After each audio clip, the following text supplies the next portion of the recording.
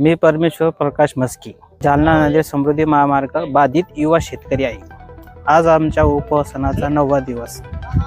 म्हणतात की 9 दिवस उपास केल्याने देव सुद्धा पावतो, परंतु या राक्षसी मनवृत्ती असलेल्या अधिकाऱ्याच्या मनाला काही पाझर फुटाना। शेतकऱ्याचा बळी दिल्यावर यांना पाझर फुटणार आहे का? शेतकऱ्याचा जीव गेल्यावर हे जागे होणार आहे का?